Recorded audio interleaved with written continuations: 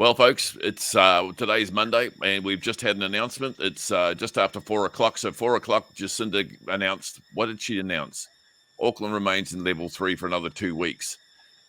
Wow! But first off, she congratulated us for actually getting 150,000, or just under 150,000 vaccinations done. So that's fantastic. She also announced that the people that have actually caught COVID, only 4% of them are vaccinated. Auckland is now at 90% vaccinated. That's not double vaccinated, that's vaccinated. We reached the target, folks.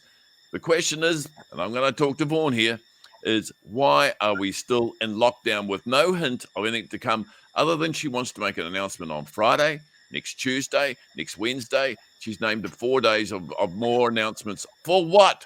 To tell us we're still locked down. I don't know. I'm getting angry because today I had a client, a small business, ring me up in tears, upset. He said, I can't take any more. I've just got to take a break, Max. What do I tell my staff? I cannot handle this anymore. So, wow, this, folks, is breaking businesses, breaking people emotionally. Vaughan just told me about it. You know, there's marriage breakups and all sorts of things he's aware of that's all happening around us for small business people. This is not good. And yet we're not just numbers. This is real people. Vaughan. Hard out, Max. And, you know, I can feel your anger and frustration. And I think it's actually a fair representation of how most of the small business community feels right now. So, you know, hey, Max, I guess the reality is we're from here, bro. 2 days on from Super Saturday Jabathon, you know, we're 130,002 to be exact. We're vaccinated on the day. And we've gone from that day of a seemingly euphoric high down to this afternoon, a bit of a state of despair, really. I mean, let's face the facts. Despite Super Saturday delivering the equivalent of 2 days of jabs in 1 day, it's actually just a bit of a sugar hit when we consider daily cases are not dropping. It leaves the small business community not knowing what way to turn. And for 9 weeks now, lockdown has been a heavy foot on the throat of the small business community, which is suffocating. I mean, death by suffocation is asphyxiation. Lockdown is commercial suffocation. I don't think you could put it any better, Vaughan. They've got their foot on the throat of small businesses, and they really are killing them off. Yeah, Max, you know, look, you know, one of the worst rumours that went around for a couple of days was this level 4 being an apparent circuit breaker by some, you know, fancy pants modeler. We've apparently escaped level 4, which is absolutely the right call. You know, good on them for resisting going into level 4. That would have been the straw that would have broken the back of the camel of tolerance. I'm telling you, here's the biggie, Max. In any environment, business or otherwise, where there's a lack of visionary leadership, direction, guidance, clarity, it just becomes a great incubator for civil disobedience. I could smell it. You know, Brian Tamaki is the bellwether, you know, and all his full sheeple followers up at the domain at the weekend is the bellwether for what goes on when people actually disrespect the government. So, you know, when the confidence of your audience is lost, your position of being a voice of authority is also lost. I agree totally. And the integrity and the honesty here. The facts are that today she said, oh, we've got announcements to make. She's told us nothing. Absolutely nothing other than she's got announcements to come at another day and another day. And she spread it out over 3 days. Chris Himkins is going to make some announcements for schools. I think that's Friday. You know, tomorrow, I think Waikato gets an announcement. Oh, later in the week. Anyway, it's just in Northland gets an announcement soon.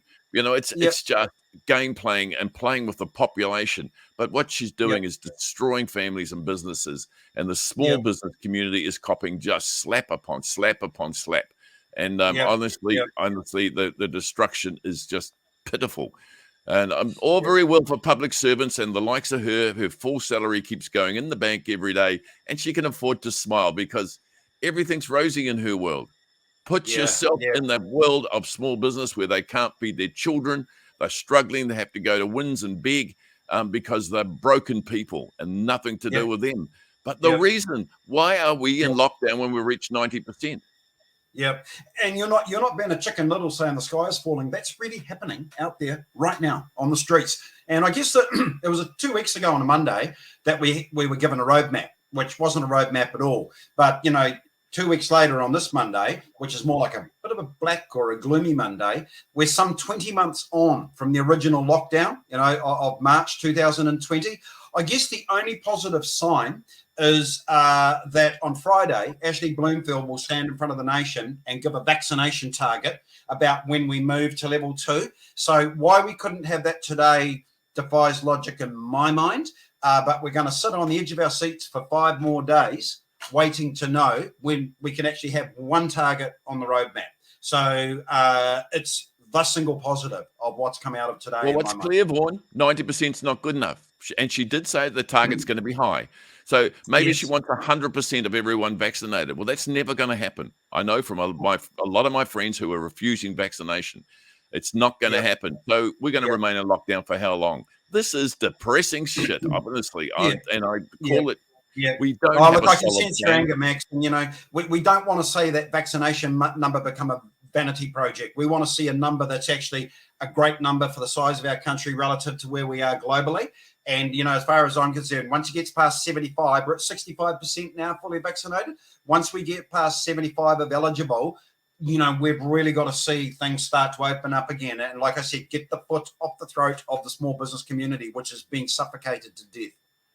Well, yeah, and the inconsistencies of small businesses being shut down when supermarkets are flowing quite openly and all the other businesses that could be open are shut down. This is depressing. Yep. So sorry, folks, I'm down, but I just don't see an end to this, and I can't see it very, very soon.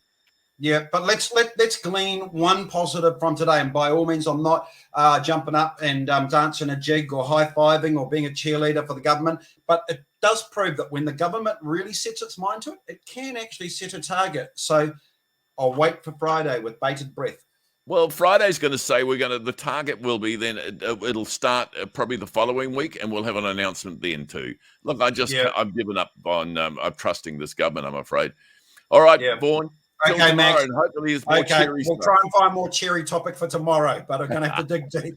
Okay, Thanks, bro. mate. Catch you later, Max. See you tomorrow.